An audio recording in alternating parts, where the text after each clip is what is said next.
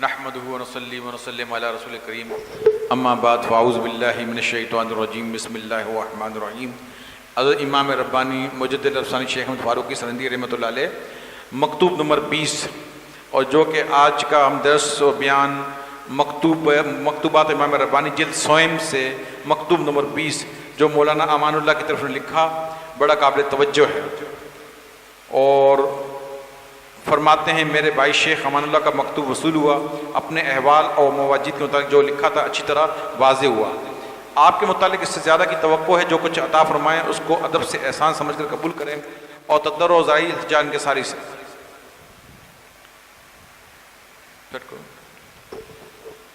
ابھی جو میں نے لائن آپ کے سامنے پڑھی، اس میں امام ربانی نے اس شخص نے خط لکھا تھا، اور خط کے اندر جو اس نے اپنے حال اور مواجید جو کیفیات بیان کی تھی، امام ربانی نے پڑھ کر فرمایا کہ اللہ تبارک و تعالیٰ نے جو تمہیں میری صحبت اور برکت سے عطا کیا ہے اس کو ادب کے ساتھ احسان سمجھ کے، مرشد کا احسان سمجھ کے ادب کے ساتھ قبول کرو، اور روتے ہوئے اور انکساری کے ساتھ، رونے کے ساتھ، آنسوؤں کے ساتھ اور انکساری عاجزی کے ساتھ اس کو قبول کرو۔ جو کچھ مرشد سے پیر سے ملا ہے اس کو احسان سمجھنا مرشد کا، اور ادب کرنا اس کا آنسوؤں کے ساتھ اور عاجزی کے ساتھ کہ مرشد میں کچھ نہ تھا بس تو نے بھر دیا ہے۔ اس طرح امام ربانی ادب سکھا رہے ہیں۔ پھر فرماتے ہیں پھر کیا کرنا؟ فرمایا حل من مزید، پھر ساتھ یہ بھی سوچنا کیا کچھ اور بھی ہے، یعنی جو کچھ ملتا جائے اس کو احسان سمجھ کر ادب کے ساتھ روتے ہوئے عاجزی کے ساتھ اندر ڈالتے جانا۔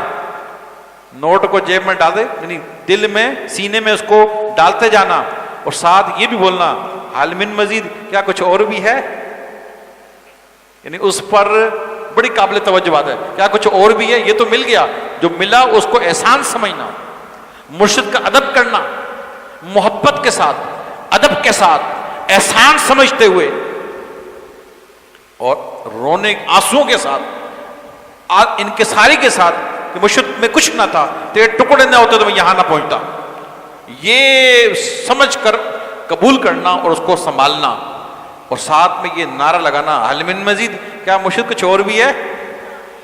فرمایا کہتے ہوئے زیادتی کی طلب اور بلند مقام کا سوال کرنا چاہیے، اور شریعت کے احکام کی ادائیگی میں اچھی طرح رعایت کریں کہ استقامت و احوال کی صداقت شریعت پر ہی ہے۔ فرمایا ہمیشہ جب بھی آؤ تو یہ جو چیز مل جائے اس پہ اکتفا نہ کرو کہ بس یہ مل گئی میرے لیے بہت ہے، نہیں، ہمیشہ زیادتی کی طلب کرو۔ جیسے دنیا کروڑ یا 2 کروڑ ہو جائیں، 3 کروڑ 4 کروڑ ہو جائیں، 10 کروڑ 20 کروڑ ہو جائیں، 1 ارب 2 ارب ہو جائیں، اس طریقے سے اس کی طلب کہ مجھ سے یہ عطا ہوا اس ہفتے کچھ اور عطا ہو جائے، حرص کرو، اس میں حرص کرو، اور طلب زیادتی کی طلب کرو، اور بلند مقام کا سوال کرو، اللہ بلند مقام عطا فرمائے، اس سے بھی آگے۔ اور پھر فرماتے ہیں کہ کس طرح ہوگا کہ شریعت کے احکام کی ادائیگی میں اچھی طرح رعایت کریں، شریعت میں کے احکام کی ادائیگی میں اچھی طرح رعایت کریں، یعنی شریعت پر ذرہ برابر مخالفت نہ ہو، کوشش یہ کریں کہ شریعت جو اللہ نے حلال کیا ہے اس پہ چلنا ہے، جو حرام کیا ہے اس سے بچنا ہے، اور استقامت احوال جو اندر کیفیات احوال مکشوفات جو بھی معاملات ہیں ان کی استقامت احوال کی صداقت سچائی کس بات پر ہے۔ اگر تمہارا قدم دن بدن شریعت پر مضبوط ہوتا جائے ظاہراً و باطناً تو سمجھ لو تمہارے احوال مضبوط اور بالکل صحیح ہیں، مرشد کامل ہے، مرشد سچا ہے، سونے کی نگاہ کام کر رہی ہے، کہ دن بدن شریعت، داڑھی بھی آ رہی ہے، امامہ بھی آ رہا ہے، زلفیں بھی آ رہی ہیں، لباس بھی ہے، پائنچے بھی اوپر ہے، چادر بھی ہے، نمازیں بھی ہیں، لیکن ساتھ ساتھ یہ تو اور لوگوں کے پاس بھی ہوتی ہیں، لیکن ساتھ یہ دیکھنا دل بھی بدلا کہ نہیں بدلا، یہ دل بھی بدلا کہ نہیں بدلا، جس پر اللہ کی نگاہ ہے، اللہ نہ تمہارے مال کو دیکھتا ہے، نہ تمہارے جسم کو دیکھتا ہے، نہ تمہارے چہرے کو دیکھتا ہے. اللہ کہتا ہے کہ میں تمہارے دل اور تمہارے اعمال کو دیکھتا ہوں. یہ دیکھو اعمال کے ساتھ دل بھی بدلا کہ نہیں بدلا؟ کہ دل میں وہی گندی نیت کل بھی تھی اور آج بھی ہے، دل کل بھی خراب تھا آج بھی ہے. تو اللہ تو دل کو دیکھ رہا ہے، جو دل بھی بدل رہا ہے اور چہرہ بھی بدل رہا ہے، جسم بھی بدل رہا ہے، ہر چیز بدل رہی ہے، تبدیل ہو رہی ہے. فرمایا یہ احوال کی استقامت، صداقت، سچائی شریعت پر عمل پر ہے. جتنی شریعت پر عمل کرو گے سمجھ لو کہ صداقت، سچائی اور ہر چیز اوکے. فرماتے ہیں اس واقعہ کشف کی تعبیر جو آپ نے عالم مثال کے متعلق لکھا تھا ثواب کے قریب ہے اور حقیقتاً امر اللہ تعالیٰ کے سپرد ہے. اس شخص نے کوئی خواب، کوئی کیفیت کشف میں دیکھی تھی تو لکھا تھا میں نے یہ دیکھا، تو آپ نے فرمایا نہیں صحیح دیکھا، یہ ایسا ہے اور حقیقت اللہ تعالیٰ ہی جانتا ہے. چونکہ آپ صحبت میں زیادہ رہے ہیں تو بحمدللہ آپ کی نظر بہت بلند واقعہ ہوئی ہے. جو چاہتا ہے کہ اس کی باطنی نظر بہت بلند چلی جائے، مقام بہت بلند چلا جائے، تو فرماتے ہیں اس کے لیے مرشد کی صحبت زیادہ ہو، زیادہ بیٹھا کر اپنے پیر کے پاس. امام ربانی تربیت کر رہے ہیں کہ مرشد کے پاس زیادہ بیٹھا کرے، زیادہ صحبت کیا کرے. جتنی صحبت کرے گا، جتنا بیٹھے گا، اس کی نظر بلند چلی جائے گی اور مقام بلند ہو جائے گا اس کا بیٹھنے سے، صحبت سے. اس کام صحبت ہمارے سلسلے میں یہ سارا تعلق، سارا معاملہ صحبت کا ہے، ملاقات کا ہے. جو جتنی زیادہ کرے گا اتنا مقام بھی بلند اور اتنی نگاہ بھی بلند ہو جائے گی. پھر چھوٹی موٹی جھٹکوں سے اس کو کچھ نہیں فرق پڑتی، نگاہ بلند چلی جائے گی، بہت بلند نگاہ معاملہ ہوگا اس کا. پھر آگے بڑی قابل توجہ بات ہے. فرماتے ہیں اخروٹ اور منقے سے بچوں کی طرح احمق نہیں بن جاتے. بچے کو اخروٹ دے دو اور منقہ دے دو، بچہ کیا ہوتا ہے؟ کیا ہوتا ہے؟ خوش ہو جاتا ہے، بس کچھ بھی نہیں مانگتا. اخروٹ اور منقہ پکڑا دو، بچہ خوش کرتا ہے، یہ کھاتا ہے خوش کرتا ہوا، خوش ہو تو بھاگتا ہو جاتا ہے، یوں بھاگتا ہے. فرماتا ہے بچوں کی طرح اخروٹ اور منقے پہ جیسے خوش جاتے ہیں، تھوڑی سی چیز میں خوش نہ ہو جاؤ کہ بس اب ہم ذرا سا کچھ مل گیا مقام میں غصے سے پہنچ گئے، کوئی کیا ہاں کرے، کوئی کہاں کرے، ہم یہاں پہنچ گئے، ہم یہ ہیں، پتہ نہیں ہم کیا ہیں وہ. یعنی چھوٹا سا کچھ مل گیا اس پر اتارتے پڑ رہے ہیں، اکڑتے پڑ رہے ہیں، یہ پڑھ رہے ہیں اپنے، یہ ہم تو پتہ کیا، ہم تو وہ ہے، ہم نے کیا ہے. یعنی بچوں کی طرح جیسے اخروٹ منقہ مل گیا، بچہ اچھلتا جا رہا ہے، یہ بھی اچھلتا جا رہا ہے. نہ جانے میرے پاس تو بہت بڑا معاملہ آ گیا بھائی. میں نہیں، ایسا نہیں کرتے، منع کرتے ہیں. آگے فرماتے ہیں اللہ تعالیٰ عالی ہمت لوگوں کو پسند کرتا ہے. بڑی ہمت والے اور بڑے آگے جانے والے، ہمت، عالی ہمت، بڑی ہمت والے لوگ جو ہوتے ہیں ان کو پسند کرتا ہے. وہ ہمت کر پکڑتے ہیں، وہ بچوں کی طرح اخروٹ منقے میں خوش نہیں ہوتے. وہ عالی ہمت، بڑی بلند ہمت والے لوگوں کو پسند کرتا ہے جو استقامت کے ساتھ شریعت پر عمل کرتے ہوئے مرشد سے پیار کرتے ہیں، اس سے ملاقات کرتے ہیں، اس کے پاس بہت لمبا لمبا بیٹھتے ہیں، جی نہیں بھرتا ان کا بیٹھنے سے، اور جتنا اللہ نے توفیق دیے مال خرچ کرتے ہیں، یہ خدمتیں کرتے ہیں. ایسے لوگوں کو عالی ہمت اور لگے رہتے ہیں یہاں تک کہ موت واقعہ ہو جائے، تادم مرگ وہ اس بات پر قائم رہتے ہیں کہ اس وقت ان کی موت ایمان پر خاتمہ ہو جائے، یعنی موت کا وقت آ جائے تو ان کے ساتھ یہ معاملے ہوں. ایسے بلند ہمت، عالی ہمت لوگ ہوتے ہیں. یہ نہیں کہ 6 مہینے آ رہے ہیں اور بڑے اچھل کود کر رہے ہیں اور نکل لیے، پھر داڑھی بھی صاحب اور امامہ بھی نہیں اور یہ بھی نہیں اور عمل بھی نہیں. مرشد کی صحبت کو ترک کرو گے یہ سب ہو جائے گا. مرشد کے ساتھ بیٹھو گے کبھی بھی نہیں ہوگا. یہاں تک کہ کوئی غلطی گناہ بھی ہو جائے، ابے جب غلطی گناہ ہو جائے تو پہلی فرصت میں بھاگ کے پیر کے پاس، آپ مرشد کے پاس آ کے بیٹھ جا، اللہ تعالیٰ اس گناہ کو بھی معاف کر دے گا. پھر دوبارہ جوش و خروش ہے، کیونکہ غلطی کرنے سے جوش ختم ہو جاتا ہے. پتہ نہیں یار ہم اس قابل نہیں ہیں، بس شیطان بسور ڈالتے، پڑھتے آتے ہیں، کہتے ہیں نماز بھی گئی ہے، وہ اپنی مجھ سے نہیں ہو سکتا، یہ وہ بس. مرشد بعد نگاہ ڈلی، صاف ہوا اور جوش بڑھ گیا. کیا خبر اللہ تعالیٰ اس بدی کو نیکی میں بدل دے؟ وہ ایسا ہے، وہ ایسا کر سکتا ہے، وہ ایسا کرتا ہے. وہ تمہاری برائی کو لے کر آئے، اللہ اس کو نیکی میں بدل دے. تم نے برائی کی قیامت دکھاؤ، نیکی کی، وہ نیکی میں بدل سکتا ہے. لہٰذا صحبت مرشد وہ بلند ہمت بن کے رہو، مرتے دم تک ساتھ دینا ہے اور رہنا ہے اور کام کرنا ہے.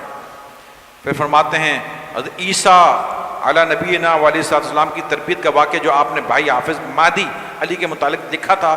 ہاں حافظ ہمارے طریقے سے بہت مناسبت رکھتا ہے، لیکن یہ سمجھ لینا چاہیے کہ دولت اگرچہ، بڑی قابل توجہ بات ہے، دولت اگرچہ ظاہری صورت میں کسی جگہ سے بھی پہنچے حقیقت میں اسے اپنے شیخ کی طرف سے سمجھنا چاہیے. اور جہاں سے جدھر سے بھی کیفیت کوئی معاملہ کوئی کیفیت کوئی مطلب پہنچے کوئی فائدہ پہنچے اس کو اپنے پیر کی طرف سے سمجھنا چاہیے. یہ میرے پیر نے ہی دیا ہے, شکل پہلے دوسری تھی, میرے پیر نے دیا ہے مجھے, یہ اپنے پیر کی طرف سمجھے کہ تاکہ قبلہ پراگندہ نہ ہو کہ پیر مرشد ایک ہی ہوتا ہے, ادھر ادھر بھٹکنے سے قبلہ پراگندہ ہو جائے گا. قبلہ یعنی ایک نہیں رہے گا, پراگندہ ہو جائے گا, کبھی ادھر کبھی آگے. بڑی بات امپورٹنٹ بات آ رہی ہے جس وجہ سے میں نے یہ آج کے مکتوب چنا ہے, وہ آ رہی ہے بات. قبلہ پراگندہ نہ کرنا, بابا ایک ہی ہونا ہے, ایک ہی بابا, وہ ایک ہی بابا کو دل میں رکھ کے بات آپ نے اسی کی طرف متوجہ ہونا ہے, ایک مرشد بس اسی کو ذہن میں رکھا کرو. کبھی اس بابا کے پاس وہ بابا کے اس بابا کے اس بابا کے اس نہیں. امام ربانی منع فرما رہے ہیں یہاں تک کہ کسی دربار مزار سے کوئی فائدہ پہنچے آپ نے یہ نیت کرنی کہ میرے مرشد نے دیا ہے, جہاں سے بھی جو کچھ مل جائے اور ہمارے میرے پیر ہی کی طرف سے ہے, اس کو اپنے پیر سے ہی جانو. قبلے کا توجہ ایک ہی رکھو, ایک ہی طرف دھیان رکھو, قبلے کو پراگندہ نہ کرو اور کارخانے میں خلل نہ ڈالے ورنہ خلل پڑ جائے گا, خرابی آ جائے گی, تو نہیں سمجھے گا. خرابی کیسے آئے گی؟ وہ میں کہتا ہوں نا کہ جنت محفوظ جگہ اور آدم علیہ السلام معصوم ہیں, شیطان کاروائی وہاں بھی کر گیا. جنت محفوظ, آدم معصوم, شیطان نے کام وہاں بھی دکھا دیا. تم نہ معصوم, دنیا نہ محفوظ, تو تمہارا کیا حال کرے گا؟ تو لہٰذا خلل پر ایسی کاروائی کر دے گا, کام اتار دے گا, پتہ بھی نہیں لگے گا, کام اتار دے گا, پتہ نہیں لگے گا. یہ والا یہ کام نہ کرنا. امام ربانی منع فرما رہے ہیں جس جگہ سے بھی جو چیز بھی پہنچے اسے اپنے پیر کی طرف سے ہی سمجھے کہ وہ جامعہ ہے, جامعہ ہے. اپنے مرشد کو مکمل اور کامل سمجھے, جامعہ ہے, سب کچھ اس کے پاس ہے, ہر چیز کے ہے, جو جہاں سے ملتی ہے وہ اس کو اس کی طرف سے سمجھو, دھیان اپنا اس کی طرف رکھو. پھر فرمایا جس صورت سے بھی اس کی تربیت ظہور پائے وہ فی الحقیقت اس کی طرف سے ہی ہے. فرماتے ہیں یہ مقام طالبوں کے قدم پھسلنے کا ہے. یہ ایسا مقام ہے, ایسی بات کر رہا ہوں جس میں بڑے بڑے لوگ پھسل گئے ہیں, بڑے بڑے لوگ پھسل گئے. بولے پھسلنے کا مقام ہے یہ. امام ربانی فرما رہے ہیں یہ پھسلنے کا مقام ہے. یہاں آ کے اٹک جاتے ہیں, پھسل جاتے ہیں, خرابی یہاں پیدا ہوتی ہے. بولے پھسلنے کا مقام ہے, لوگ پھسل جاتے ہیں. اس سے واقف ہونا چاہیے. امام ربانی فرماتے ہیں اس بات جو میں کر رہا ہوں اے مرید و سالکو تمہیں اس سے واقف ہونا چاہیے, مرشد کا دامن نہ چھوڑنا. کوئی کہیں سے کوئی کہے یہ دیکھو فائدہ تو پہنچایا, بولا آپ نے نہیں, میرے پیر نے پہنچایا, میرے پیر نے پہنچایا. میں تو اپنے ہر بات کو اپنے پیر سے سمجھتا ہوں, میرے پیر نے پہنچایا. تاکہ مردود دشمن راہ نہ پا سکے, وہی شیطان, تاکہ مردود دشمن راہ نہ پا سکے. اگر اس کے دل میں خیال ایسی کہانی ہوئی تو اٹیک ہو جائے گا, وہ راہ پا جائے گا. جب راہ پا لے گا تو پھر ایسی الجھائے گا کہ وہ یاد کرو گے, اور یاد ایسے لوگ جو بھی ہیں وہ یاد کریں گے کہ کیسے اس نے الجھایا تھا. اور تمہیں پرگندہ نہ کرے, یہ بات کی کیفیت ماننے کو خراب نہ کرے.